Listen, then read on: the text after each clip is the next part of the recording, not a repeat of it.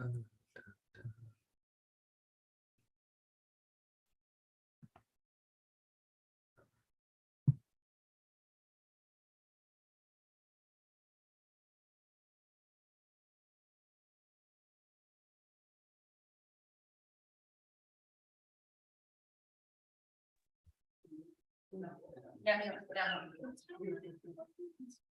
it's not. Marshall, can you hear us? I can now. We're ready. Okay, I'd like to call the meeting to order. Town clerk, can we have a roll call, please? Commissioner Shoemaker, Present. Commissioner David, Present. Commissioner Stern, Present. Vice Mayor Moore, Present. Town Manager Labadie, Present. and Town Attorney Rubin. Present. Thank you. We can all rise for the pledge of allegiance. I pledge allegiance to the flag of the United States of America and to the republic for which it stands, one nation, under God, indivisible, with liberty and justice for all. Okay, the next item is the approval of the agenda, and I'd like to make two changes, which is to postpone item 10C, which is the discussion on zoning district density review initiative, and also postpone 11E, the update on the canvassing board, to postpone these two items to the next meeting. Any other changes to the agenda? I move we approve the adjusted agenda. Second. Everyone in favor, say aye. Aye. Okay. The next item on the agenda is presentations and proclamations. And so I'd like to call up Kara Mills of the American Waterworks Association for the first item, the 2023 Region 6 Best Tasting Drinking Water Contest Award. Thank you. So good afternoon. My name is Kara Mills. I'm from your neighbor, the city of Boca Raton Utility Services. And I'm the Region 6 Florida section of the American Waterworks Association chair. And I'm here to, first of all, I want to talk about just real quick about what the Florida section of the American Waterworks Association is, so you can kind of understand what's going on. We were founded in 1926 and we represent about 2,900 water industry professionals in the state of Florida. And we're here to assure present and future generations of Florida have sufficient supply of high quality drinking water and provide customer confidence and satisfaction, provide safe, affordable, and adequate drinking water through sound science. And our members include a full spectrum of the water community, including treatment plant operators, scientists, manufacturers, academia, regulators, and consulting firms. Current members represent 90% of Florida's utilities. It's about 146 utilities in the state of Florida. That's important because we employ about 1,500 utility workers and generate revenues about $2.6 billion a year and treat and supply about 2.4 billion gallons of potable water per day to our customers. And Broward County and Palm Beach County make up Region 6. And let's see.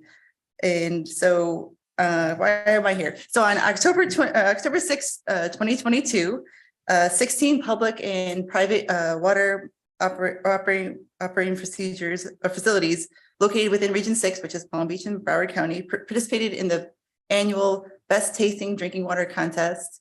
And at the contest, we have judges that aren't in the water industry. Well, they are, but they're not related to a utility.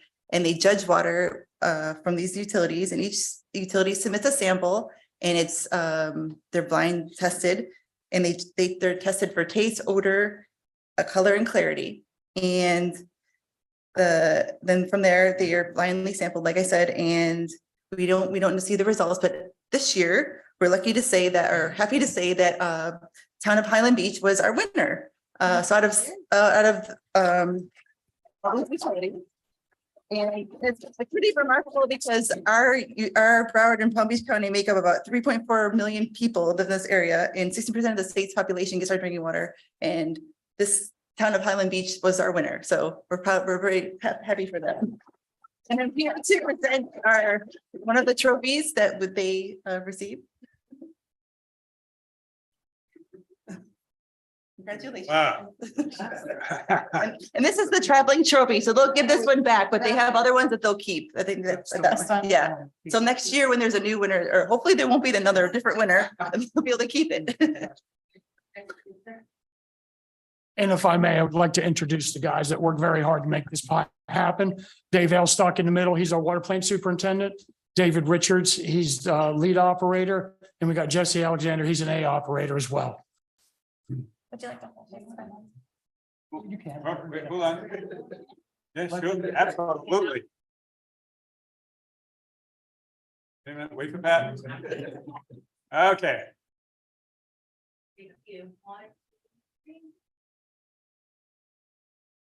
Perfect.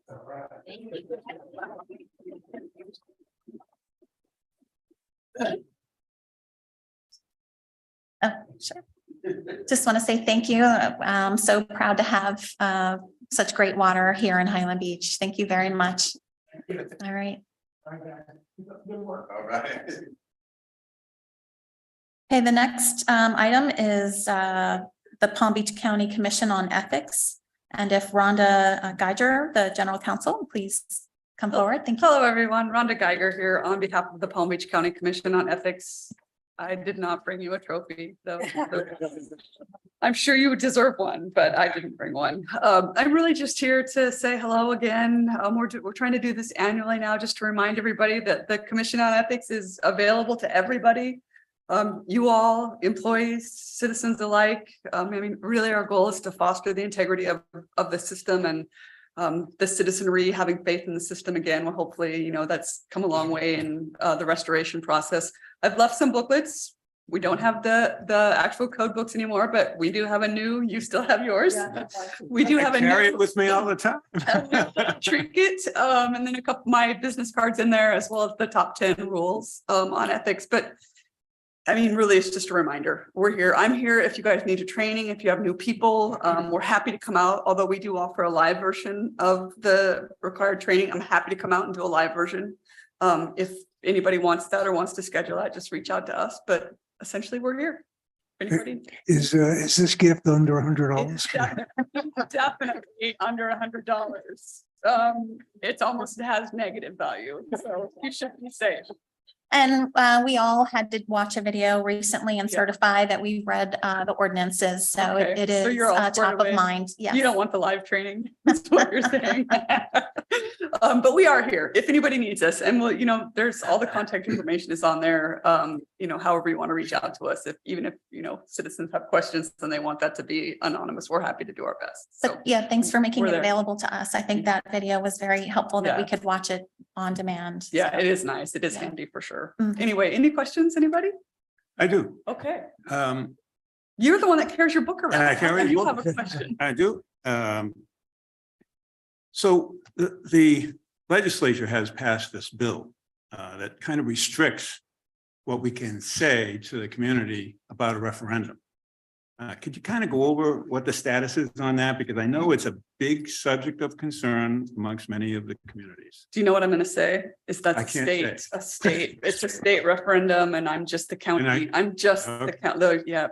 So I wouldn't, not only would I not feel comfortable, I shouldn't be speaking on state statutes and what their applicability is here.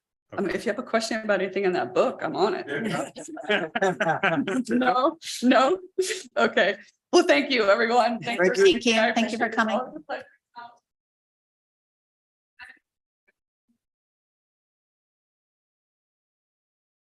Thank you. Okay, the next item is resolution 2023-003 regarding the selection for member of the Financial Advisory Board. And is the individual here? Oh, yes. Okay. If you would like to please come to the podium, state your name and your address. Hi, John Verdelli, 3224 South Ocean Boulevard, apartment 612. And if you could just say a little bit about yourself and why you want to Sure. join the Financial Advisory Sure. Board. Been visiting Highland Beach for most of my life, and became an owner a couple of years ago. And the son of a public servant and was taught that, if you want to have a voice, you have to volunteer and you have to put service above self and take part in a community. It's an amazing community. That's why my wife and I decided to buy here. My background is very much analytical. Energy consulting, ran at the time the largest integrated utility company in the country's consulting division before I went on my own. Objective thinker,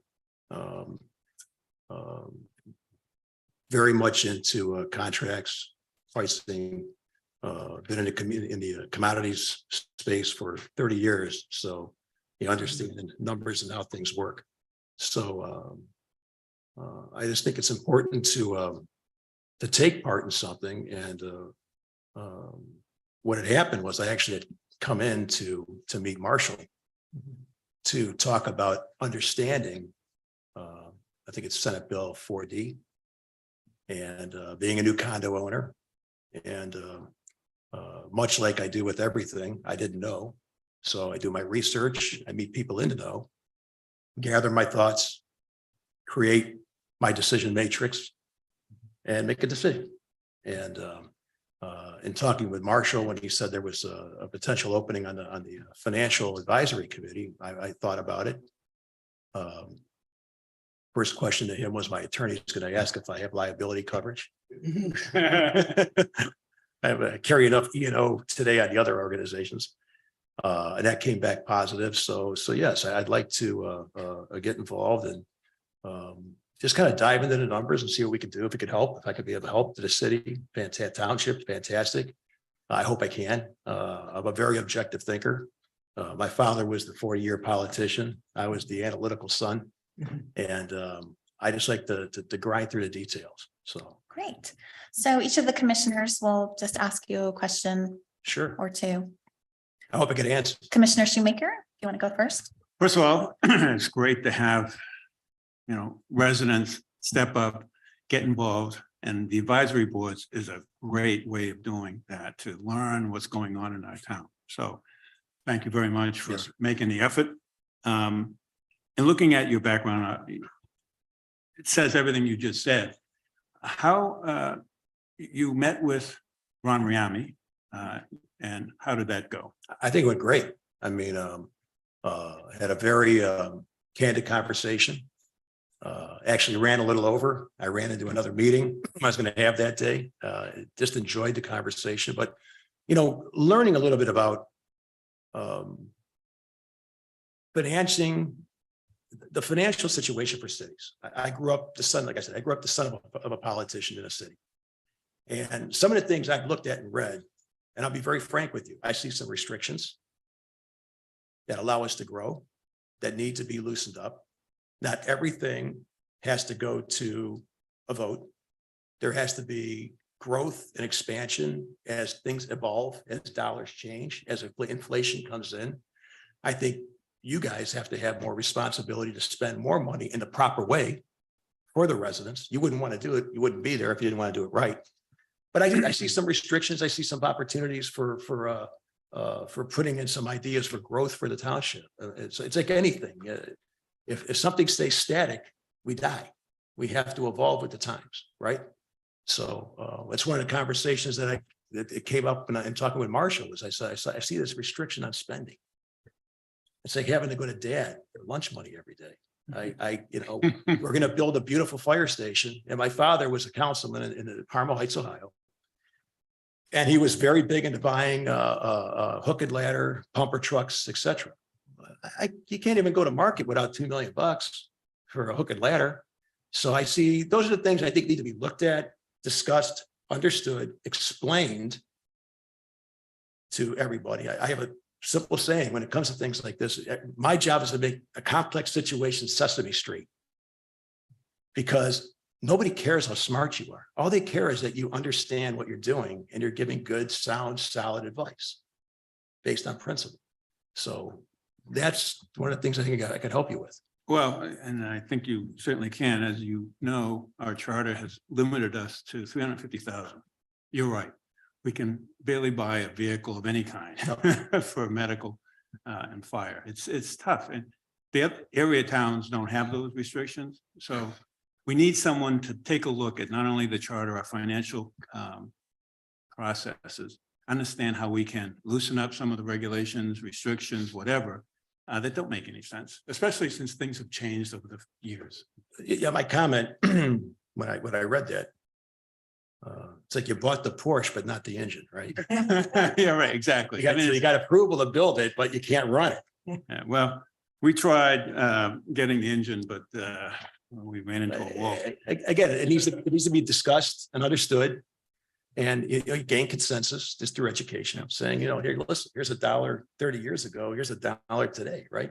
I mean, it's not the same. So you also have quite a bit of involvement in engineering as I look at this. Yeah, you have a business degree, Yes. yet you've got a lot of engineering as well as finance. Can you just explain a little bit about that? Just Gladly. When I was in high school, I went to school for heating and cooling. So I went to school for HVAC. And then I ended up going to college and got my business degree. And like anyone coming out of school, sometimes I had no idea in life what I wanted to do. And I was working for a wonderful man. I was working for my uncle, phenomenal guy. But I just didn't want to be an accountant. So I sent a resume out to a blind PO box. And for those of you who aren't that old, there was such a thing, right? And I get a call from a guy in Louisville, Kentucky, starting an energy company. And it was very frank. He says, "What do you know about natural gas?" I said, "Nothing." And he opened the door to the industry for me and brought us in and trained me. And he ended up building the largest energy consulting firm in the world, which is now Schneider Electric. And I happened to learn from him, and it just gave me the foundation to go up through the industry. So I had learned the industry as a trader for commodities. And then I went to work for a company in Massachusetts called Zenergy. And what we did is we worked on how energy is used. Because you have, it's like a pair of scissors, right? I was one blade. I knew how to buy it. The second blade is I have to know how to use it. Because how do you optimize anything, correct? So luckily I had the HVAC background, and I found myself in the performance contracting business, going into facilities and saying, okay, you're spending $5 million a year to run this place. We could rebuild it, finance it, drop your cost to $3 million a year to run it, and take that $2 million we just saved you to pay the debt service on this program. In Ohio, we had House Bill 7, which is, basically for communities, and House Bill 6, which is for schools. I mean, things like this, where there was these financial programs where energy and efficiency savings went toward financing the debt. So that's how I got into mechanical engineering business. And in 2005, I decided to leave corporate America, go on my own. And for one reason, I was sick of negotiating a contract this thick before I could even do one thing. So now we go in, we do all the work up front, understand what we're going to do, go back to the customer with the solution, and then ask for a contract, right? Just kind of makes sense. So very good. Well, it's impressive. Besides your engineering skills, business sense, financial skills, I like the way you articulate your position, your speech skills. So thank you very much. all right, thank you. Commissioner David? Thank you for volunteering. We don't get enough people who do, and we certainly don't seem to get a lot of people with your qualifications. And personally, I think the two most important things you said was that you analyze and you're objective, which means whatever facts are given to you, you can put and use. And that's the most important thing in anything that we do, is that you've got to make use of the facts that you were given, and you can obviously do that. So welcome. No, thanks. I mean, I'd always tell you what you want to hear. I'm going to tell you what you got to hear. That's it. I don't want to hear what I want to hear. I want to hear the truth. Thank you. Commissioner Stern? Thank you for volunteering. Do you have an opportunity to look at any of the tapes of the old meetings and see the type of things that go on the board? Well, I figured once I get over the hurdle and make the commitment, then I'll look at the tapes and regret it. So I didn't want to start off doing that at first. I'm like, I gotta go in here with an open mind. Everybody's nice. And it's, butterflies and sheep jumping over. It's all great. There's gonna be no arguments, right? So no, it's I like to come in just with a fresh set of eyes. I mean, I know I can tell you from being on past boards and past organizations, let's face it, there's always two sides, right? There's always a yay and a nay and a nay and a yay. So the nice thing about being, what I think about being on a committee is it's our job to kind of try to find consensus. Let you guys fight the battle. We're just kind of a think tank back here. And that's where I like to in the woodwork. And but to find that common ground that you could take to the residents, to the ratepayers, to the taxpayers, with a sound decision. Are you familiar with the differences in government accounting versus the private sector accounting?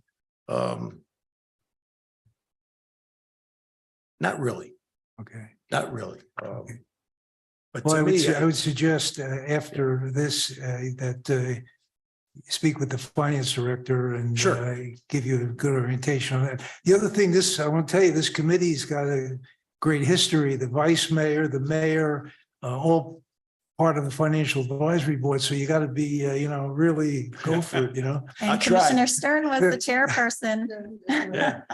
Yeah. Like I said, we'll look at it objectively. It's like the public finance and then the private finance. I mean, to me, it's finance. A debit, credit, you're either going to win or you're going to lose, right? And you look at the accounting principles around that, and that's what you have a finance director for. Like I tell my lawyer and my accountant, I go, I'm going to come up with the idea. You're going to tell me if it's legal, and you're going to tell me if it's GAAP accounting. But don't tell me how to run the business. That's what I do. You keep me straight from an accounting standpoint, you keep me straight from a legal standpoint, but I'm the guy coming up with the ideas. So that's why you lean on that finance director, you lean on that legal counsel. And what you say is, from my perspective, being on the business, you guys are in the business. As a committee member, I have to be on it. So being on the business, I'm looking down saying, well, here's what I think. It's up to the residents and it's up to the politician, the political side, to say whether we're going to do it or not. All we could do is suggest and guide. So again, Thank you for volunteering. Thank you very much for Okay. volunteering. I really appreciate your fresh perspective. What I've heard so far, it seems like you are a really terrific fit for the board. I enjoyed serving on the board as the rest of us have, and it really helps to establish a really good understanding of, what's going on. I guess my question is, are there at this point in time, do you have any concerns that you want to address initially? well, there's no time concern. I can handle the time concern. I could be here for the meetings. I really don't. I mean, I'm excited to dig in. I'm excited to jump in. I just really want to ask me 6 months from now. I guess that's the answer, right? That's fine. Okay, well, excellent. I'd like a motion to approve resolution number 2023-003. I'll make that motion. Second, Okay, everyone in favor, say aye. aye. Okay, thank you very much. Welcome to the Welcome. board. Thank you. Welcome aboard. Yes, welcome aboard. Okay, moving along. Public comments? Okay, please come to the podium, state your name and your address.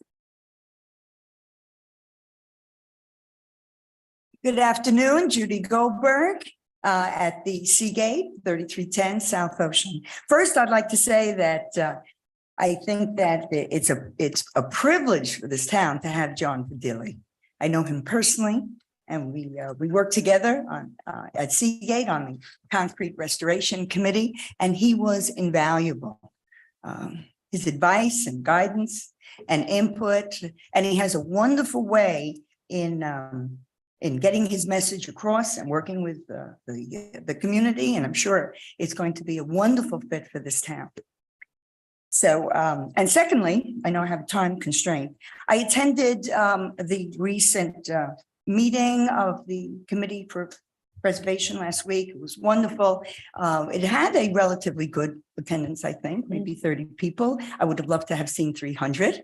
But what the takeaway, in addition to I found very interesting the vegetation and things that are needed for the dunes. The takeaway for me and my research has shown that, you know, I think it was 2013 when there was a feasibility study done as you know, how to maximize what we were doing.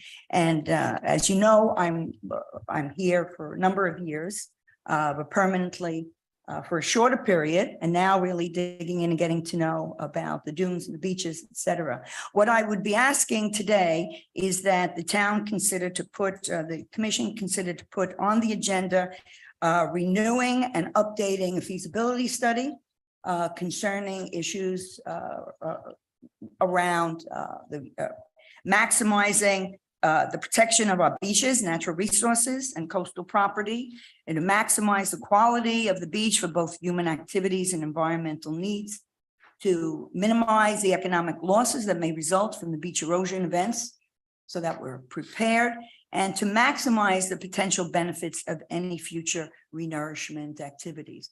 You know, when I saw that the speaker had very happily reported that our beaches, he said, were fatter and healthier than they've been in 40 years. But I'd hate to see the complacency set in. There seemed to have been a lot of expressed interest by the participants, and Commissioner Schumacher made invaluable comments.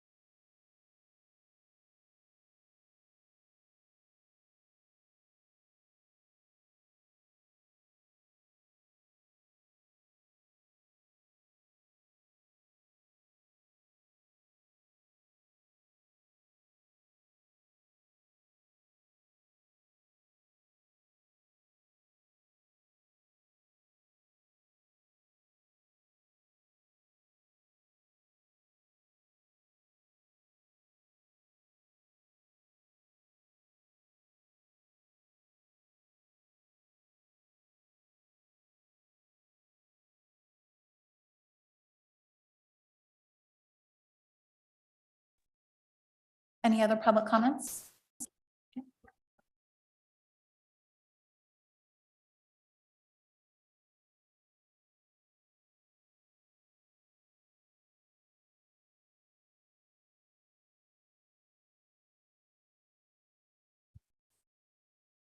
Good afternoon, Commissioners.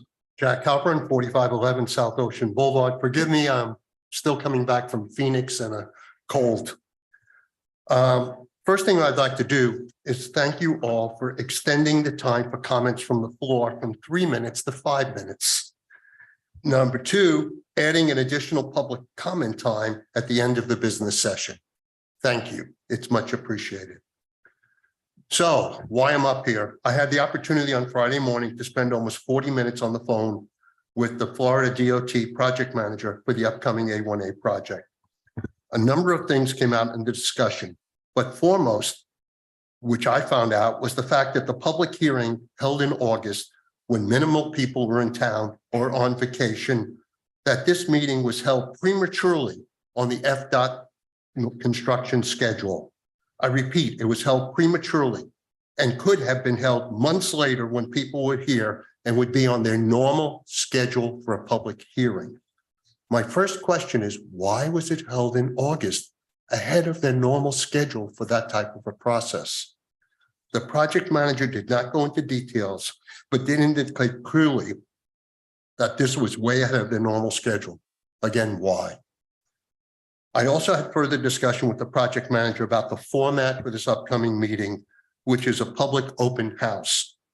based on my own public involvement experience on much more controversial projects, such as garbage landfills and electric transmission lines and nuclear power plants. This is a feel-good meeting that does not allow for any change to the overall project. He as much as agreed to that.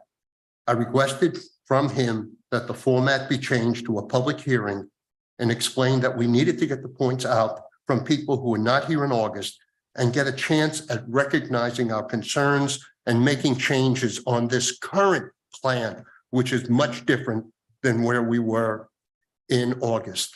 He indicated his interest in changing the format. He understood why I was requesting it, but said he had to check with FDOT and the commissioners, the town. I repeat, he had to check with the town as well. An hour or two later, just an hour or two later, I received an email saying the format was going to stay the same. We requested, and I know others requested, that the format be changed to the commission and that the commissioners support this change.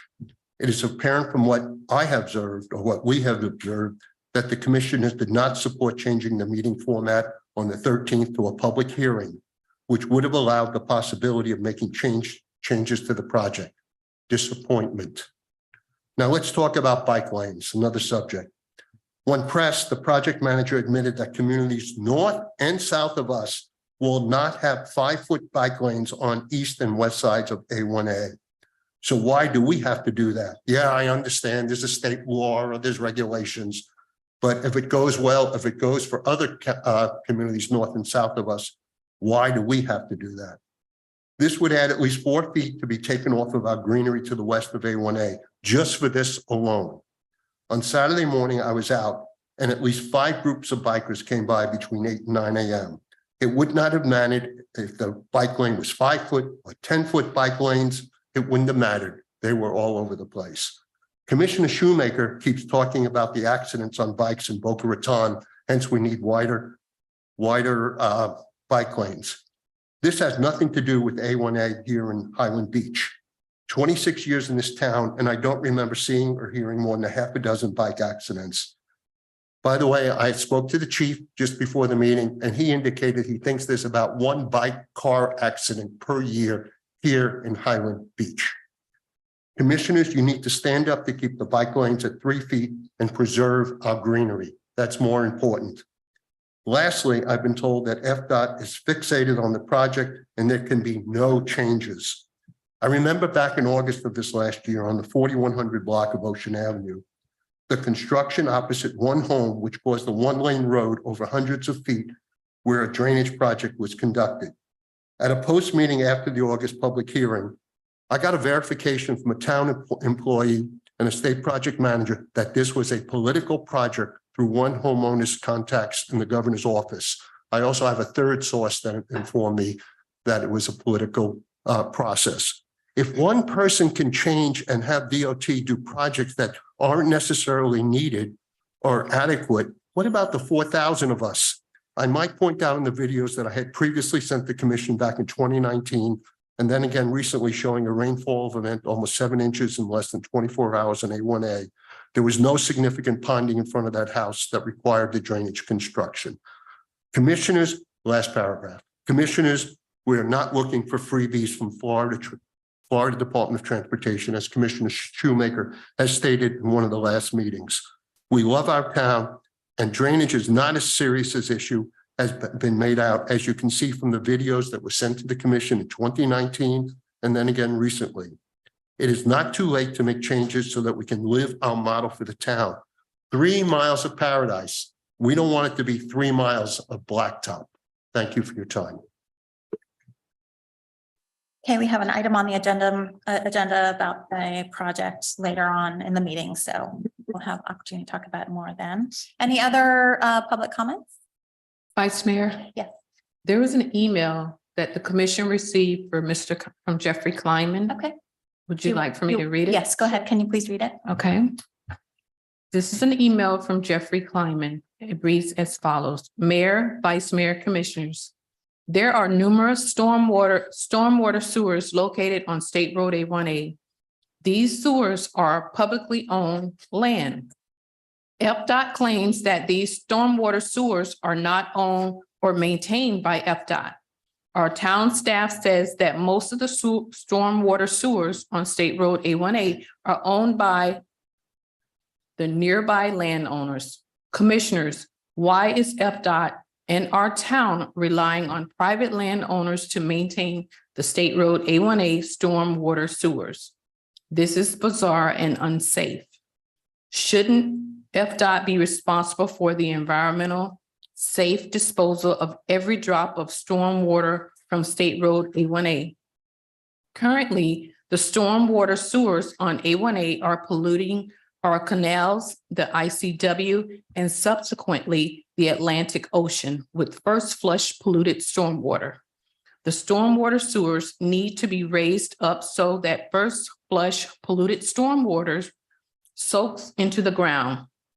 If the ground becomes saturated, then the remaining cleaner stormwater will flow into the elevated stormwater sewers. This commission should demand that FDOT stop polluting our canals, the intracoastal, and ultimately the Atlantic Ocean. FDOT is violating its own best management practices. Please read the FDOT manual attached. It is titled Best Management Practices from Storm Water Runoff. Please pay particularly attention to the section on first flush phenomenon. Our town had a small breakout of toxic blue-green algae a couple of years ago. If we end all of the water pollution in our town, we might avoid a future disaster. For State Road A1A, it's a no-brainer, because it is the state's responsibility to end their polluting of our waterways. Our backyard canals are not a garbage dump for FDOT's polluted stormwater. Jeffrey Kleiman. Thank you. Okay. And like I said, we have the FDOT discussion for item 10B. Okay, if there are no more public comments, we can move on to announcements. Board vacancies. We have several vacancies on the Board of Adjustment and Appeals. 2 vacancies, all for a 3-year term. 1 vacancy for an unexpired term ending September 21st, 2024. The Natural Resources Preservation Advisory Board, we have 3 vacancies for unexpired terms ending April 30th, 2024. Regarding our upcoming meetings and events, March 9th at 9:30 a.m., we have a planning board regular meeting. March 13th at 6 p.m., we have our FDOT public meeting. March 14th, everyone please come out and vote. We have our general election starting at 7 in the morning all the way until 7 p.m. March 15th at 1 p.m., we have the Code Enforcement Board regular meeting. And then finally, March 21st at 1:30 p.m., we have the Town Commission special meeting. And we have no board action reports at this time, no ordinances, nothing under consent agenda. Okay, item 10, unfinished business, the fire rescue implementation update. Marshall, you could give us an update, please? Sure. So I'll get started and then Glenn, he should be there. We'll jump in. So we're getting closer again on the 21st. Mr. Rubin has put the final touches on the CMAR at risk, basically construction manager at risk, which is the Kaufman Lynn contract, whereby we will be approving that contract and the gross guaranteed maximum price for that project, which I've shared with you before. So we'll take a look at those items and kind of visit the budget on the project and put all that in place so we can break ground on the early April. Also with that, we have groundbreaking, have it under the manager's report, but again, March 31st, we're planning a groundbreaking. We'll have a little bit of a ceremony to kind of kickstart this huge community endeavor. So we're excited about that. Other than that, we're just moving along, getting ready to get into recruitment, get people going. And I see Glenn coming into the screen, so I'll give the details to him now. Glenn Joseph, Fire Rescue. A couple of updates. We received our ALS certificate from the state. So I'll pass that around so you can take a look. Wow.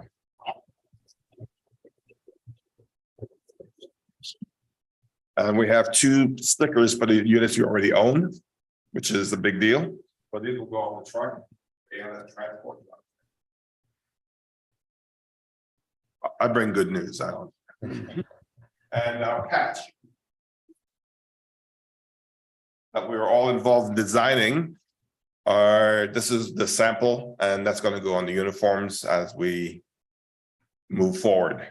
So we're planning on begin advertising for firefighters in the middle of April. And that's going to run through the rest of the year, that whole hiring process.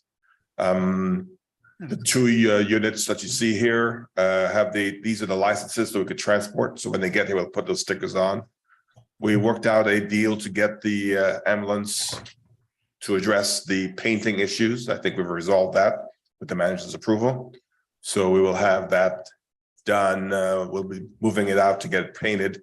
We got a very decent quote on it after doing some negotiating and looking around. We were able to find a vendor that'll do it at a decent price, around $13,000 to get it painted so that it'll look the same. The equipment is being installed. The radios are being installed right now on the ambulance. As soon as that gets done, it's going to be sent off to get painted. And so we unfortunately won't be here for the groundbreaking, but we made arrangements with Delray Beach Fire Department to allow us to use the aerial as a backdrop for that event. So things are moving along. Equipment purchases, and we should have a short list of people that considering for the fire marshal's position, and that's probably going to be late spring, early summer, where we bring that person on board to begin the community risk reduction process and analyze what we have and what we're going to go with that whole project in the town. So if you have questions, I have answers. Commissioner Shoemaker, do you have any questions? I happen to love the patch. Me too. I thought you Me did. too. Thought you would. Nice job, to say the least. Well, you're making progress. We're still going to go with April 1. Sinking that shovel. Well, the groundbreaking is on the 31st, First. and 31st. we're looking at having serious construction by mid-April. Okay. So everything is on track. Everything is on track. No surprises. Fingers crossed. No surprises. Okay. And everything's in storage, undercover, ready to be painted. We've got the designs. The roll. only surprise we're looking is the GMT getting all that done. When that's been finalized and approved by you, then we're full steam ahead. But I don't see any surprise in the foreseeable future, but we got to keep our fingers crossed. Excellent. All right, Chief. Thank you. Everything is moving the way it's supposed to move, so you don't change what's not broken. Well, thank you. Commissioner Stern? Great progress. Thank you very much. Yeah, thanks, Chief Joseph. I really appreciate all the work that you've done and keeping this on track and keeping everything moving along smoothly and negotiating these great deals for us. I think that's excellent. Thank you very much. This is too easy. So I'll jump Full in. support. We are in full support of you, Yes. Chief Joseph, and we are behind you. And thank you very much. Thank you. If I could for a quick second, Linelda, I know that Eric's there. Do we have the access map? We have a draft map. I just want to show you, we had kind of alluded to how constrained the site is. Oh, great. Perfect. Thank you, Linelda. So this is kind of a preliminary, well, it's pretty close to being a, hold on, wait, sorry, I'm having fire alarms at the building. So once that slide goes up, there we go. It kind of shows what we're doing. So you see the construction zone on the eastern portion in the front, some fire station parking, which we have to provide to Delray to keep it going. You'll see some police parking, some limited visitor parking, and then employee parking on the sides and in the back. And it says at the top of that screen that, you know, employee parking is 8 a.m. to 5 p.m. So when we have community events outside of that time, there'll be adequate spaces for residents, but daytime access is going to be quite restricted. And I know Lois has been working to keep library events kind of minimized during the daytime hours. We'll still have a couple of handicap spots at the library and a a single 15-minute spot where folks can, come in, come out, but it's going to be unfortunately restricted, as we know, based on, having to keep the town going. We're also looking at some flex scheduling to try to move folks around and minimize cars on here. The other item that we haven't really talked about, if you notice in the construction zone, you're not gonna be able to get to the mailbox. So we're gonna have to, it looks like, pull that mailbox off site until the project's concluded, and then determine if there is a spot. Because once we put the new fire station in that construction zone, you're not gonna have that drive-through concept for the box. And we considered putting it at this point back by the library. The concern we have is the volume of that use. I think we'd have a lot of traffic conflicts and congestion on site if people are just going to the blue box way in the back by the library. So the post office will always be open. So if you want to drop your mail off, you can go right to the post office and hand it to Val and her team. But we're going to pull the box just to keep a lot of traffic off the site while we're actively under construction and all of the spots are occupied. But that's basically what we're looking at. It's going to be a little constricted for about 12 months. But we'll make it through. And again, employee parking, once we vacate the site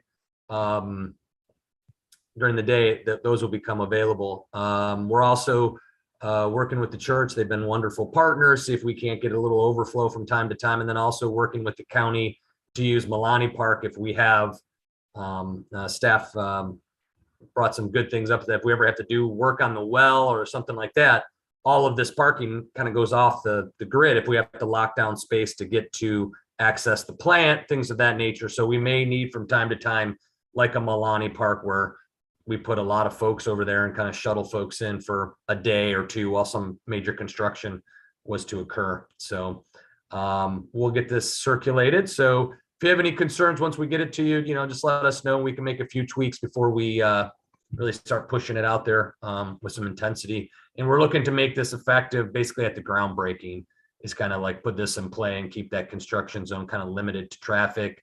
I know the team's working through some striping and things of that nature, because we're going to go to a single in and out exit on the south side of the property. So you can't come in. So at first, there's going to be a lot of confusion for folks that can't just circle through town hall like they usually can. So we'll have a couple hiccups, and Chief Hartman's on that part of it. But with that, I can answer any questions. Wanted to share that access stuff with you all. Go ahead. Marshall, I know that the drive up for the mailbox is popular. Mm-hmm. Now, if you have people who want to drop their mail off, that means they still have to go around to the post office and park their car, get out, give whoever the mail, and then have to turn around and find a way out.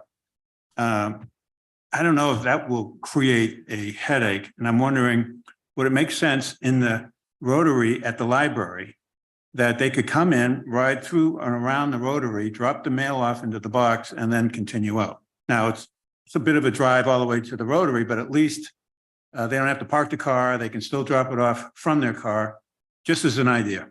I just think that you're going to have a lot of cars backed up just because they'll want to drop their mail somehow, some way. So. Yeah, well, if you want, we could take a closer look at that. I was just concerned with putting that additional traffic on site all the way to the back. Yeah. So that was my concern, but if you guys really want it, we could try to put it in there, give it a test, and then if it's problematic, then pull it. Or I wonder if we can identify some boxes that are in the nearby area. Like I know there's one off of Federal, kind of close to Yamato. There's also one or I don't know if it's still there. There's one Spanish River Boulevard and Dixie. There's a shopping plaza there. That's another place where there's a blue box. Well, there's extra space in front of the church even on the road where you have yeah, it has to be on the driver's side. That's the problem. Oh, go ahead. Yeah. I would happen to agree that we should try to put it in the Rotary because people who would have to park, stop, get out, and drop the mail off would probably create more of a problem than just driving through and dropping it off. So I would attempt that first. Okay. All right, we'll take a look at it, see if we can't shoehorn it in there with the library drop off and see if that does cause any issues or if additional traffic on site. I think we also need to post where there are alternate mailboxes that people can drop their mail at. Yes. I know there is also a store on Spanish River that has a post office in the back of it, which there's plenty of parking in that particular shopping center. So as long as people know where they can go, it should help ease the issue. Gotcha. A little bit of both, yeah. Identify some other nearby blue boxes. Okay, are you finished with that item? Yep, I got your direction. Yep. Okay, excellent. Okay, next item, I believe is also you. Yeah, so FDOT, you know, it's kind of becoming a hot topic, but we knew it was a big project and it was going to draw a lot of attention.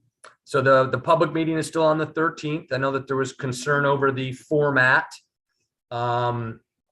FDOT contends it's the best. This format works well for them to get people to sit down and go through the plans and communicate it directly with them. I did not get the sense that this project is designed as is and there are no changes.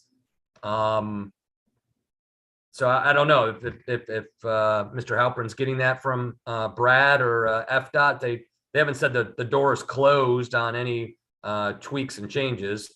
I mean, if anything, maybe that the project is coming, is for sure not coming off the table.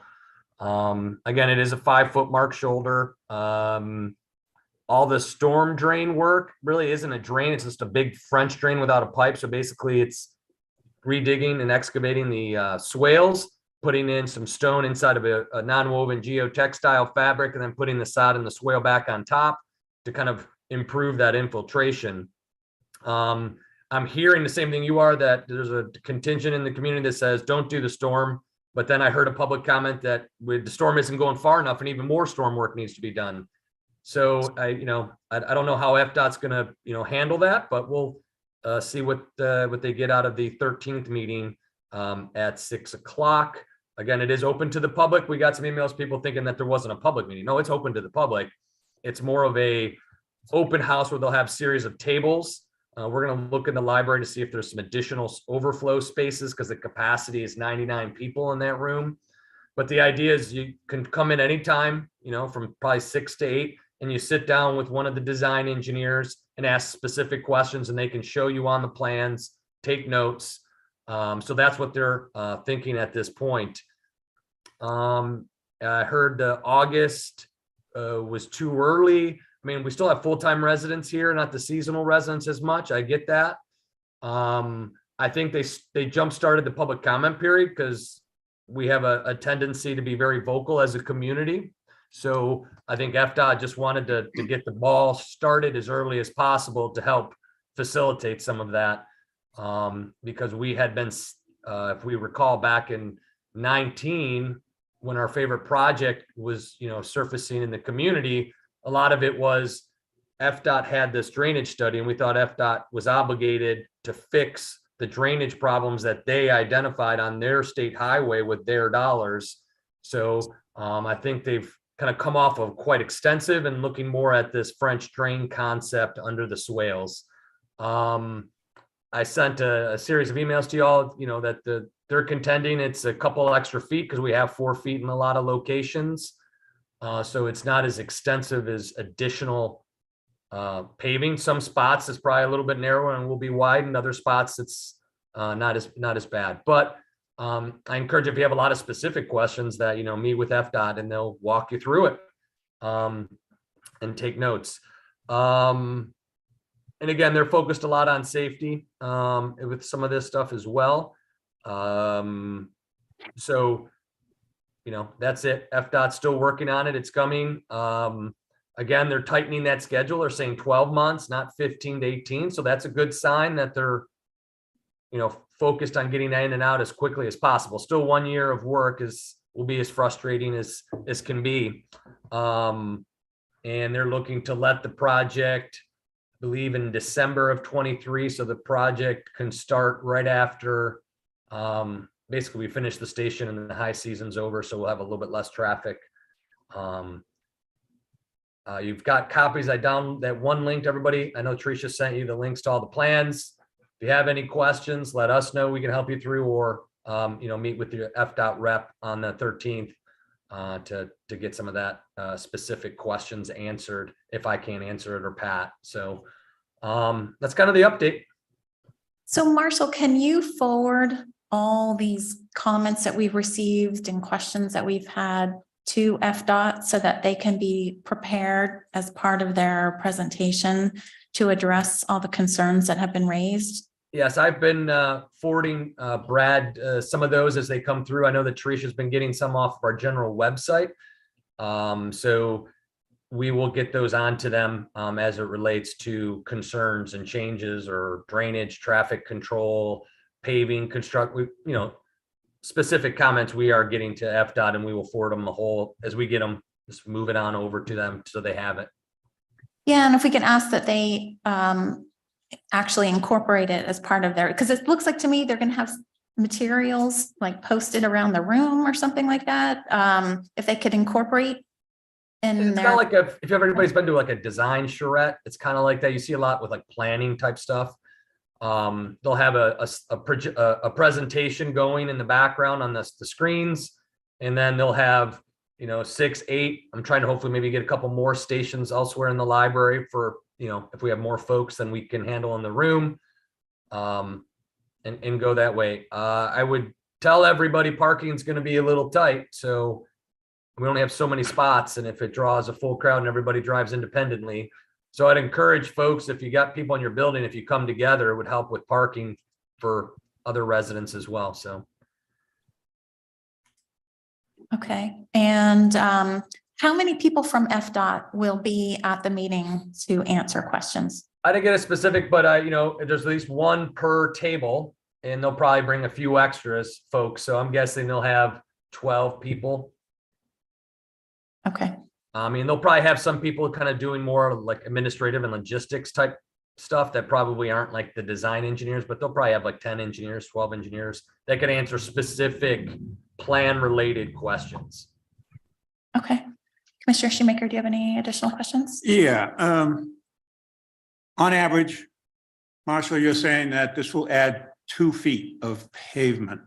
In both FDOT is saying that, yes. Yeah, FDOT saying that in both directions. No, he was saying 2 feet because right now we have 3 to 4 feet in some spots. So if you have 4 feet on both sides and you're making a 5-foot mark shoulder, you're adding 2 feet of total width on the road. There are spots that you could naturally see when you drive around that are slightly constricted, say 3 feet on each side. Then you might have a few more feet of addition. I would suggest you look at the cross sections in the plans. The plans will show it. I mean, they're very detailed plans, but they'll show spaces where it's a little bit wider and how much pavement they're adding in each spot. I think the issue is that there are some people who believe it's 4 feet. And I think we even heard today that there is an assumption that it'll be about an additional 4 feet.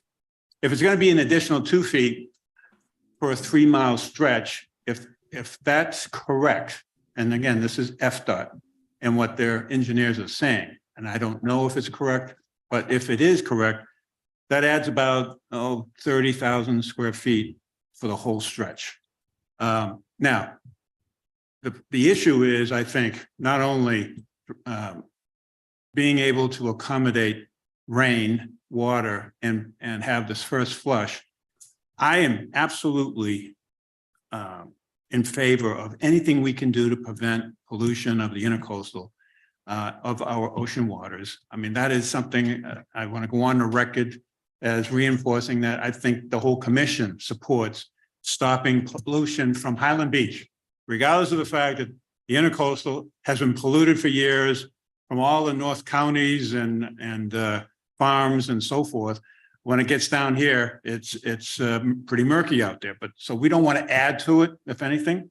But I think the most important part of this whole project is that we have swales today that don't function anymore as swales. You know, they're either polluted, they're clogged, over the years, they've collapsed. I mean, so the replacement, expansion, and addition of swales, I think is the most important thing that we can do in this project, not only for preventing water going into the intercoastal, but also to ensure that we can provide natural drainage and prevent flooding of the road itself. So I just kind of wanted to reinforce that. That's where I'm coming from in all of this. I am not in favor of expanding bike lanes, and I'm not in favor of narrowing it. I'm not in favor of making things difficult for both drivers and bicycles. I am concerned about the pollution and the management of the water so that we don't have flooding, which creates problems by itself, as well as how we properly manage it through the swales. So the swales is really a critical element in this whole project. Just thought I'd pass that along. Commissioner David? Yeah, it was my understanding that they were adding 2 feet to the road, that they were moving the center line of the road over 2 feet, so that they could expand about a foot on each side. So to me, 2 feet is 2 feet, one on each side, and they were taking it from the west side of the road because there really isn't any space to take it from on the east side of the road. For the 4 years or so I've been involved in this town, people have been complaining about the swales not functioning. So now we're getting them taken care of. And it took actually a fight to get FDOT to agree to do this, because originally they said, well, you didn't take advantage of it when it was presented 10 years ago. Now it's going to be your problem. And they have in fact agreed to deal with the most severe areas. So I find that a win that we're going to deal with that. I find putting in the swales, in fact, is designed to deal with having no pollution into the intercoastal or into the canals, that it goes into the dirt, into the ground before it gets pushed anyplace. So I guess I'm not sure that I'm understanding what some of the complaints are, but hopefully FDOT, who makes their own decisions, they sometimes will agree to accommodate us, but by and large, they make their decisions. They don't owe us any seat at the table, quite frankly. And if we get one, that's a plus, but we can't count on it. So hopefully they can calm some of the quiet at this meeting. And I also don't see a problem with the format, because if you can talk to somebody one-on-one, you can get your concerns answered right then. You don't have to wade through listening to people ask questions that you're not concerned with, which is really what happened the last time. And we had a lot of people here. We had a lot of people coming from Zoom. And a lot of the questions really were only specific for 1 or 2 individuals. So now it can be specific for you, one-on-one with a spokesperson who will answer your questions. And if they don't, so send it to them again. Send them emails. You can send questions in ahead of time, and they will try and address them. And if there are still more questions, we can see what we can do after that. But don't say it doesn't work until you've tried it. If you don't know, you really don't know. It's just a guess. So thank you, Marshall. Thank you. Just one point of clarification. The bike lanes today are how many feet? And when the project is finished, the bike lanes will be how many feet? Because I've heard different things. Right. So if you look through the plans, it's like 3 to 4 feet random. Some spots may be, 30 inches. Other spots might be, 50 inches. But on average, they're 3 to 4 feet wide. So they're going to make them 5 feet marked shoulders. So they'll be 5 foot from the white line, east or west of the white line. There'll be 5 foot of pavement, and there'll be markings. That's why they call them marked shoulders, 5 foot marked shoulders. And that'll be all the way from Spanish River to Linton. Is that correct? It's consistent the whole way. Well, the project starts at Grand Court, I believe, and goes to Linton. So yes, that's where they're gonna go.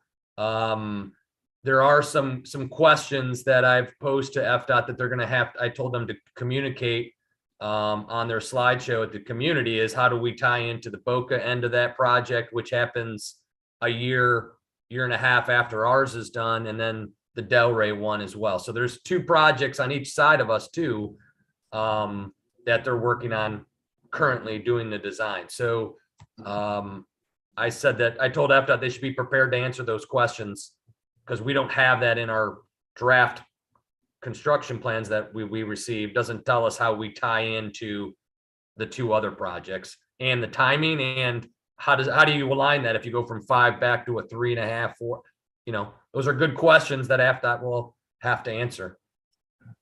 There's that whole area around St. Lucie, which kind of loses the lane. Will that be direct and part of the whole, everything will be consistent through? They are trying to make it more consistent. I'd have to look at the plans at that location to see how they're exactly going to realign. Because you're right, kind of the road paves all the way up and it includes, it's almost flat surface without real demarcation into that berm in front of the church. So I'd have to take a look at the plans. I don't have that. I don't have them in front of me here. I did not bring them. So I apologize. I can't answer on the fly here for you. Thank you. Yeah, I mean, I'm in favor of the wider bike lanes. I think it will alleviate traffic because I know when I'm driving and there's a bicyclist and there's oncoming traffic, I can't get around them. And then sometimes I'm not comfortable passing them because if there's not enough space. So I think the expanded shoulder, or, I don't think it's actually a bike lane. It's going to help residents with the traffic because then you can proceed without feeling like we're going to get into an accident. So I'm personally in favor, but yes, I would encourage everyone to go to that meeting and ask your questions and submit your questions in advance so that they're prepared to answer them for you. Can I add one other Sure. point? The Triple R project is repave, restore, rehabilitate. And clearly drainage and swales, as I said, is really a priority, and it's improving the roadway for sure. But it's also a critical element in this meeting that I'll be interested in hearing more about is how they're going to manage the potential disruption to the community as they do this project. So that is another issue that I hope they'll have an organized and foremost presentation on. Is that something we can forward them about to specifically address what things they'll be doing about the traffic? Sure. I'll be Just so more than glad. I told them that we all were at that August meeting. I would say a third of people were like, how are you going to handle traffic? And how are you going to coordinate this and do that? That's a really big, I still think that's the biggest issue with the project is in season when you're doing construction, it's going to be rough. It doesn't matter how you do it. It's just going to be difficult. So I've asked them to be prepared to answer that question as well, because a lot of folks have, asked us, disruption, timing, things of that nature. Well, to be fair, this is not the first time FDOT is doing road construction. They have gotten pretty good at managing it. It's going to be a disruption. There's absolutely no question about that. But you can limit the disruption to yourself in part by keeping aware of where the construction is at any given point. And sometimes it may be that if you normally turn left coming out of your driveway, you may have to turn right to go around the other way so you're not backed up. They did say they would put signs at either end of town and actually at Linton and at Spanish River, telling people there's construction ahead, that the traffic will be tied up. So they will encourage people to go around to Federal and not drive through town. I've been places where they had signs that said local traffic only. So that they tell you can't go through. And that seems to help limiting at least some of the traffic. But yeah, it's going to be an issue. And even today, when I came it was 2 minutes that I had to wait. That was it. And then they switched fairly quickly. So they kind of know how to do this. We just have to be, and by the way, paving the road makes everything quieter and smoother. And if you are used to driving along A1A on cement, you are eating your tires. A asphalted road is much better for the life of your tires. So we do benefit in a lot of ways, and talk to anybody whose home is or apartment is directly on A1A right now. They hear every single car that goes past. Well, that won't be the case anymore. It will be substantially quieter. So there are definite benefits to this. Okay, thank you. Moving on to new business. Item A, approve and authorize the Public Works Director to repair the pump at lift station 1. Right. Pat, Yep. hi there. How we doing? Pretty simple. Need to repair the sewer pump for $29,000. I don't know what else to tell you. You gotta lift it up. Yeah. Any comments Uh, about this? the one question I have is life. What's Life? Yeah, I know It that- varies, pumps, they run every day, not 24/7, Right. but they run every day for 4 or 5 hours. So it's just a matter of time. There's not a specific time limit on them. But I know a new one costs around 90,000, so that's why I'm fixing this one for 29. Yeah, it's expensive to move all that sewage. Yes, it is. Price of doing business. Well. Not much you can say about it. It's a pump, you gotta fix it. Yep. You know, thank goodness it doesn't exceed our maximum. I agree. There really is no question. It has to be done. If you have to do it, you have to do it. And this seems like a reasonable amount of money as opposed to replacing it. At what point do you think we'll have to replace it? Because at some point we will. Yeah, at You some can point only we will, repair right. so And- many and times. When one breaks down, we take it up to Xylem, which they are the provider of flight. They will let me know, hey, it's getting worn. You might want to think about it. So it's depending on when it goes into the shop and gets tore down, they can tell me if it's what the life of the pump would be. Okay, well, we have to do it. So that's the bottom line. Correct. Thanks, Pat. Mhm. Commissioner Stern? Yeah, one question. I understand we have to do it and I agree. The question is this budgeted expense or is it additional? expense? It is in a way, it's in the R&R, which is replace and renewals. And that's why we have that account for when things happen. You can't budget for a pump to break. Right, no. and So that's why we have the R&R for repair and renewals.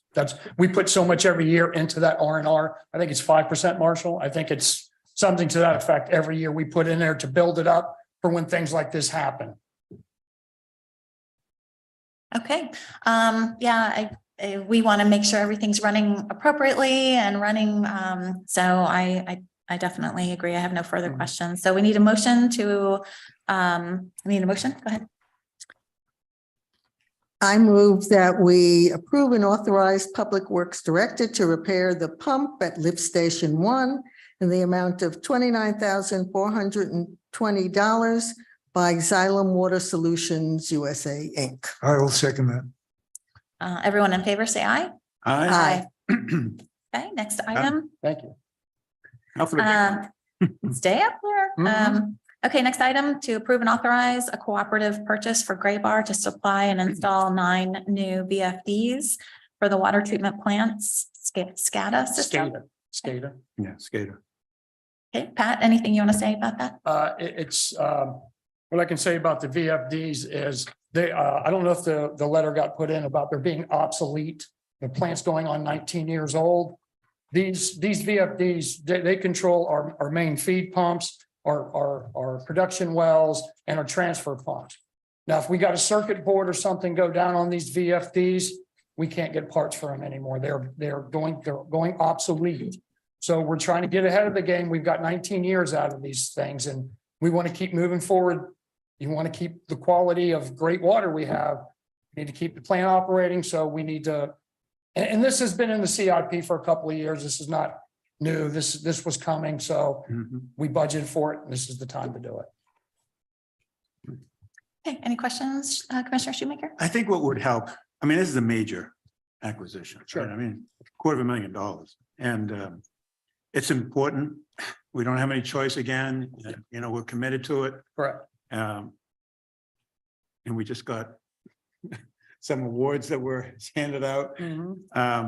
But tell me about the SCADA system and how that is affected by the VFDs. Well, the VFDs, the SCADA system is the brains of the operation. Right. So when you tell a pump to turn on what speed, all that has to go through the SCADA system, which tells the VFD to ramp up, slow down, and all that operational stuff. So that's what the SCADA does, is lets the plants talk to all components can talk to each other by click of the button. That's what that does. So my suggestion, Mhm. in the future, Mhm. I'd like to see a schematic that shows how this all fits together. I mean, we've got, Okay. I got pages of Right, numbers sure. and so forth, Sure. but how does it all fit in the scheme of the system itself? Okay, I mean, I can get you that information, but just not right now. I mean, No, that's- I understand. Yeah, I'm just correct. saying it would help us understand the role of the VFDs, how it helps you manage the system overall. I'm good. Commissioner David? Okay, again, you don't wait till something breaks to replace it Not in a water plant. because Correct. then you're in real trouble. Yep. So when it's at the end of its useful life, you get ahead of it and you replace it. And particularly if it doesn't work with the rest of the upgraded system, in any event, Correct. it has to be done. Yep. So this is, to me, this is another no-brainer. It has to be done. We don't have a choice. Sure. Thank you. Thank you. I agree. Commissioner Stern? I agree. Yeah. Yes, I definitely agree as well. And this is something, it looks like you knew this was gonna happen this year. Right, It's we- perfect. It was budgeted. It was, CIP, we knew it was coming to its end of its life and we didn't want to be in a situation where now we have VFDs breaking down, we can't get parts and we're scrambling. There's, Right. there's delays in getting some of this stuff, so we're moving forward with it. yeah, and coming up with the water rates, there was a whole schedule Mhm. of improvements to the water plant. was- So this is one of this the was one items of that were on there. Correct. So, yeah, this was totally anticipated. So, I definitely, agree and approve. So we need a motion. I move we approve and authorize a cooperative purchase for Graybar to supply and install 9 new VFDs for the water treatment plant scatter system. And it says here approximately 250,000, someplace else it says about 206. So we can say for not more than $250,000. I'll second that. Everyone in favor, say aye. Aye. Okay, next item, approve and authorize an emergency procurement to purchase 2 Hitachi submersible motors from Sunstar Electric for the water treatment plant. Pat, go Correct, ahead. yeah. Again, these is a critical part of the water plant. The 2 motors that are down now are the older motors that when we first built the plant, so they're going on 19 years old. We've had some issues with them, with the splices and being rebuilt so many times. It's time to purchase some new ones. So that's why I want to try to get this out of the way now again, so we don't get caught behind without being able to buy water. If the wells go down, then we're in trouble. So this is another purchase that actually snuck up on me with these motors being that old and being rewound that many times. It's time to purchase 2 new ones, and I want to move forward with that as well. Okay, any questions? You understand the strategy here. First, we give out the awards for the best tasting water. Now Commissioner's on The to. timing is Now right. he's on to. You know, now it's hundreds of thousands of dollars and he's looking. You like how We're it's keeping it I respect everything you're doing. I- And I I think you do an awesome job. Thank you. Obviously, we see the results. Thank Again, I'd like to see how all this fits in the schematic. Anytime you want to come by, I show you all the schematics you want. Anytime. I'm good. Okay, yes, we need new motors. It's very simple Get that and water. good drinking water comes at a cost. Yes, it does. And if we had to buy our drinking water from someplace else, it would cost us a lot more money than it does to produce it ourselves. Correct. So this is cheap. Very much so. Commissioner Stern? No comment. Yeah, no additional comments from me. Can you need a motion? Okay, I move that we approve and authorize an emergency procurement for Pantopic Power to replace the main, oh wait, wrong one, sorry. Item C, yeah. Approve and authorize an emergency procurement to purchase 2 Hitachi submersible motors from Sunstar Electric for the water treatment plant. I'll second. Everyone in favor, say aye. Aye. Aye. Okay, next item. Approve and authorize an emergency procurement for Pantropic Power to replace the main generators, radiator, and repair the fuel tank. Correct. Any comments about that? Again, this generator, it's the big generator that runs the whole complex, runs the water plant here, the library. On the last preventative maintenance program, I had, which is called Hillman Generators, which has no relation to Doug. They came and told me that the radiator needs to be replaced. It was thrown on me. I've fallen the sword for this, but I'm going with a different generator company for the preventative maintenance. Actually, I'm going to go to Caterpillar for moving forward with the preventative maintenance. But this is something that's, again, this is an emergency. This has to be done before hurricane season. So, and what they have to do, they have to take that whole, not the whole part of it, but they got to take part of the whole building up to get the radiator out. It's a very, very intense job. So the $92,000 doesn't include what you have to do with. Oh, no, that's everything. That's out the door. That's turnkey. That's repairing the gas tank underneath it where the radiator's set. It's getting rotted. And we just need to jump on that as soon as. Marco warned us about this. Okay. I'm good. Has to be done. Again, I mean, these are all things that affect the quality of our life in this town. And fortunately, we can control it ourselves and not have to rely on some other town to control it. Correct. So we repair what we have. Commissioner Stern? Yeah, yes, I'm fine with it, but just for the record, on the few that we just approved, the pricing and we follow procedures as far as the quotes and where. For the 2 motors? Just want to get that on the record. Yeah, yes. they're actually sole source. They're the ones that build and Right. repair right there in Texas. You can't get it any cheaper. I've tried. You call somebody else, they put 20% markup. So I do my homework. Just want to put it on the record. I would agree. Yes. Thank you. No further questions. I agree. May we have a motion, please? Okay, now I move that we approve and authorize emergency procurement for Pantropic Power to replace the main generator's radiator and repair the fuel tank for approximately $92,000. Second the motion. Everyone in favor, say aye. Aye. Aye. Okay, on to the approval of the minutes from the February 21st, 2023 commission meeting. Any changes to the minutes? Thank you, Commissioner. Thank you. Thank you. Thank you very much. Thanks, Pat. I have no, You have a change? Go ahead, Commissioner Stern. no, I have no. Oh, you have no change. Sorry. Okay. No change from Commissioner Stern? No. Okay, Okay, no changes to the minutes. So may we have a motion to approve the minutes of February 21st, 2023? Good. I move we approve the minutes from February 21st, 2023 commission meeting. I'll second that. Everyone in favor, say aye. Aye. Okay, next item on the agenda, public comments. Are there any public comments?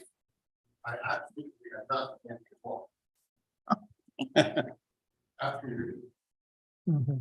But I cannot resist it based on the comments I heard on my talk and a lot of the misinformation I heard, which was really sad to hear. It's probably best that I respond in detail. I will email out, I will put a notice on the YouTube at the link of what was said by our town manager and the commissioners, and then I'll put my response online in terms of things. But I will say you 3 factual bits of information. You can check with FDOT. there will be anywhere from 0 to 8 foot of land taken from the west side of our green area. 8 feet total, 0 to 8 feet, depending on the location. Number one. Number two, it is not a one-year project. It is more than one-year project. In addition, what was my other number?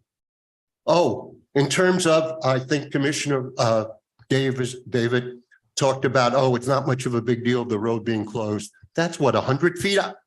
I didn't say it wasn't a Well, big it's my deal. turn now. It's my turn. That it's not much of a problem with this one. We just did one lane today. I think that's less than 100 feet. What Florida Dot is talking about is contractors going up to 1,000 feet. Literally a third of our town will be closed at a time. Figure that out in terms of how long you'll be waiting. 1,000 feet, a third of a time. A third of our town would be closed at a time. You might as well just put Highland Beach closed. Okay, I'll respond to that online. Now, I don't want to run out of my 3 minutes. Something else came up. I'm hearing more and more discussion about the March 2024 planned referendum regarding the charter. Please don't go back to what you did for the March 2023 referendum, because all we're going to do is create war in this town and a lot more problems. I think the election, if I remember, was 69% to 31% or something like that. That was only because we had a late start and you had a PR firm, but you are hiring another PR firm, but it won't be, quote, for the same thing. But you're already looking, I heard from comments to the ethics commissioner in terms of how you can utilize that upcoming PR commission. Please don't start this again. Figure another way on how to work with your community and try and get things passed. Yes, you need to have more money than $350,000. We would have gone with you back last March for $800,000. Okay, but that wasn't enough. And now I understand what Commissioner Stern had proposed $800,000. That's still not enough for you guys. Well, maybe a little more, but it needs to be discussed. It needs to be worked. If I, for one, would like to spend more time on the beach and at the pool instead of writing emails, and with my grandkids and with my foster kids before writing emails. But if we have to do that, that's what we'll do. The choice is yours. And in terms of A1A, we really were looking for your support to keep the bike lanes as is and to look to see what can be done to minimize it. We sent you the videos. You could see on the videos, drainage was not a major problem. Thank you for your time. Any other public comments? No? Okay.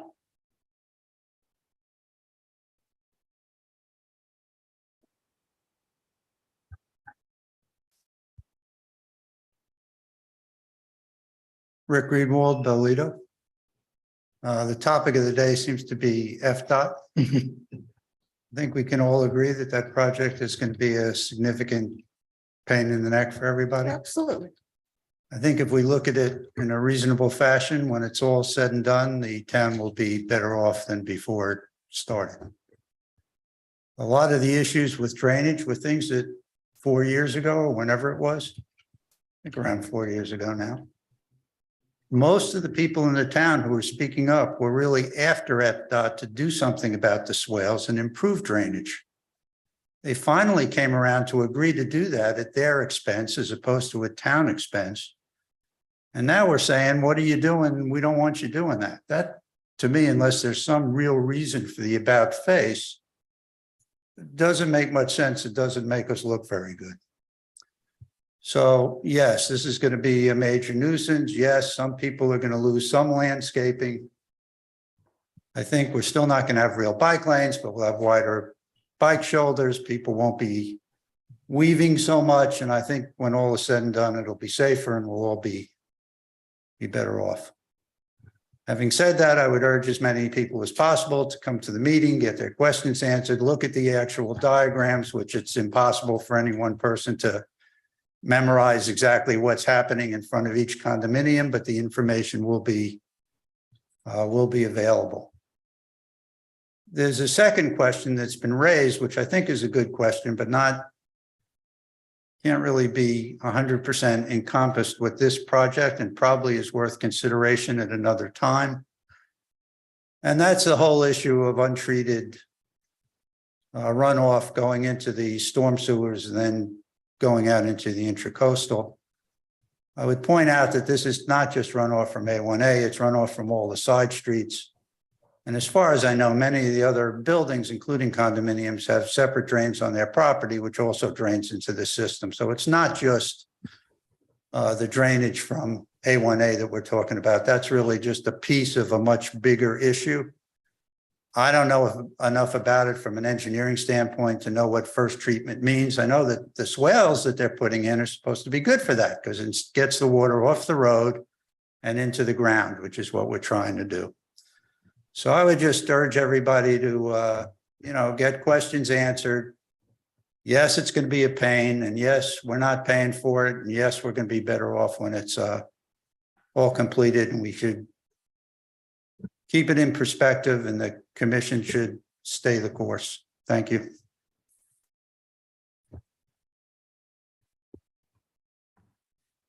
Okay. If there are no further public comments, let's move on to town commission comments. Commissioner Shoemaker, you want to start? No, I'm good. Good. Okay, Commissioner David. Nothing from me. Okay, Commissioner Stern. I have a few. All right. This being my last meeting filling the open commissioner position, I'd like to thank the mayor, vice mayor, and the other commissioners for appointing me to this assignment. It was a terrific experience, and working with Marshall and his whole professional staff was outstanding. Perhaps one day I'll run for an elected position in the future. I would also like to make the observation that the strategic process that was adopted is a very good one. I would hope that we review with the charter 2 items. One, spending limits, and I happen to agree with what was said, that it ought to be a solid number, and we ought to deal with it, make it simple and understandable. And the other item I'd like revisited is the compensation for the commission. I would like to see that looked at the same way, using the dollars when it was put into effect in today's dollars and simply move it and update it. So again, I'd like to thank everyone. Thank you, Commissioner Stern. It's been a pleasure working with you. And I guess you're done. And so I guess I do have one item to talk about. So Penthouse Towers Association, located at 3101 South Ocean Boulevard. They made me aware of some dune restoration work that they had done and sent pictures and things like that. They've done a tremendous amount to restore the dunes behind their property. They replanted their beach dunes. They relied on someone by the name of Lee Gottlieb of Adopt a Dune, who's been instrumental in helping educate them on how to plant the dunes correctly and to care for them. And the Penthouse Towers residents, they volunteered and they planted the dunes, and they're watering the plants. So far, they've removed all the exotics, the plants that don't belong in the dune, and they've planted over 2,000 sea oats. And so they're going to also be planting some more flowering plants that belong in the dunes. They're just waiting for the nursery to have them ready. So I think that's really great that we have another association that is doing their part in restoring the dunes. So I think they're going to be featured in the Coastal Star as well. They're going to be included in an article there. So that's really excellent and a great example for the rest of us in Highland Beach. And I hope that more owners and condo associations do things like this. So thank you, Penthouse Towers, for doing that. Sure. Yeah. They suffered quite a bit in the cold. A lot of their beach was washed, and it was an amazing curve that went really close to their pool. So I have noticed that they did plant a lot of seed. They put ropes up, keep people off of it, got a walkway, and they actually bulldoze some of the sand as well. So they did a remarkable job, I have to say. Oh, good. I'm glad you noticed that. That's excellent. Town attorney's report, do you have anything? No, ma'am. Okay, thank you. And Hi. I think she said nothing. I said I had nothing. And then Marcel, do you have anything to report? Any Oh, additional? I got a lot of stuff. I'm gonna start with some of the comments. I hope Jack's there and he doesn't print that 1,000 feet is a third of the town. It's about 6%.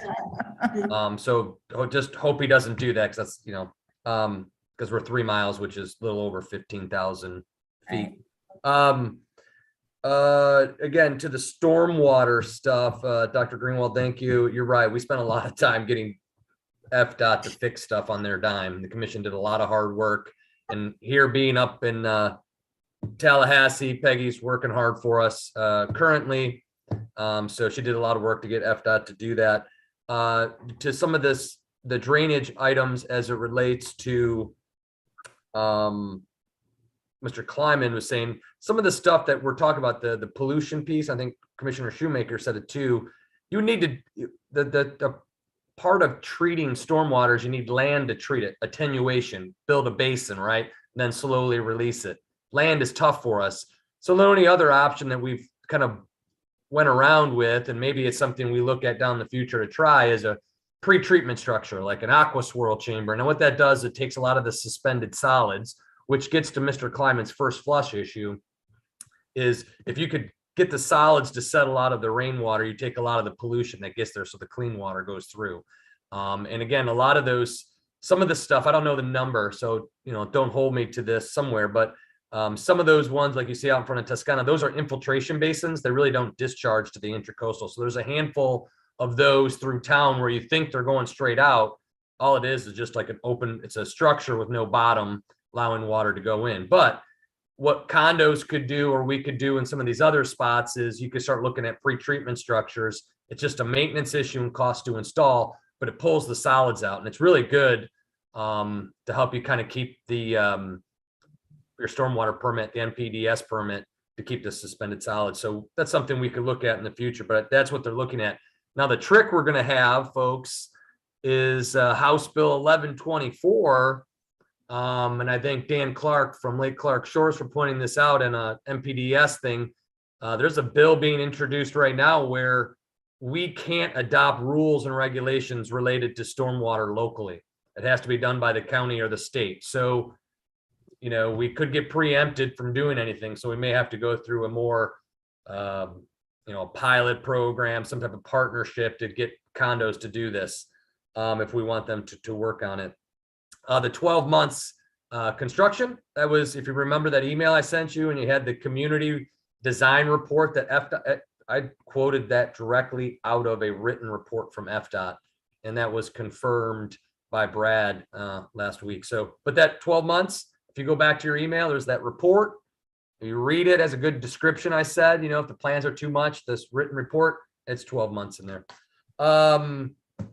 Dunes feasibility study, I heard that come up. Yeah, we're working with the original consultant has made a proposal.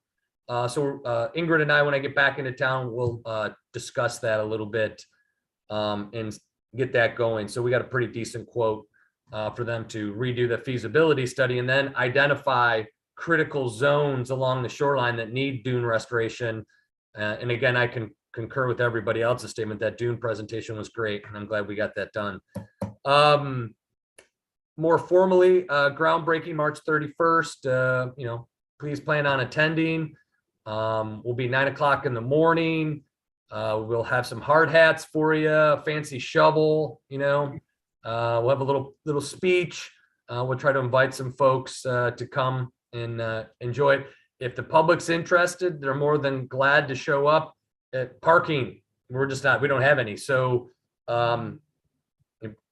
walk over would be great. I'd prefer people to walk over because we're going to be limited in parking because we're going to take the whole front to set up for the groundbreaking. So there's no parking there. Plus all the employees will be in. So just be mindful of the parking situation. The last item here I have is Delray Beach. I've worked with Mr. Torsivia to kind of move forward with our findings and present that letter to them. So I'm looking a little bit today, not so much a formal action, but is everybody comfortable once I get Glenn's comments on that letter that we go ahead and send that to Delray with our findings? Is everybody comfortable with me sending this letter? Yep, I'm seeing it looks like it. So good. I'm going to try to do that at the end of the week. When I get back here from Tallahassee. I was at opening session today. That was great. Saw everybody in action. I got the first meeting of session with the Honorable Peggy Gossett-Simon. So that was fun. Highland Beach is in the house up there. So that was exciting to see her office, meet her team, and be her first official meeting of open session. I've been asked to come back here. I'm getting wind that something might be happening related to Highland Beach at the joint legislative joint auditing committee. So I may need to come back up here to answer any questions of the audit committee as it relates to, I think, our contract with Delray. I'm still trying to get some of that information. So I'll be coming back to Tallahassee to answer any questions as it relates to our findings. Other than that, if I'll hear stuff through the week, I'll send you some emails. If I hear some bills coming up that are difficult, they have a very ambitious agenda, it appears. So I don't see how they do it in 60 days, but I guess that's the process. The beauty of it, I guess, is how fast they can get some of this stuff done. And we saw what happened with 4D, Senate 4 Bill 4D. Sometimes speed doesn't always result in the best results. So I'm still trying to work those angles for everybody. And the Palm Beach group is up here. So we're all meeting with legislators and talking about what we need in Palm Beach, especially what we need in Highland Beach and South County. So that's it. Thank you. Okay, that was the last item on the agenda. So with that, meeting is adjourned at 3:17. Thank you, everyone. Thank you.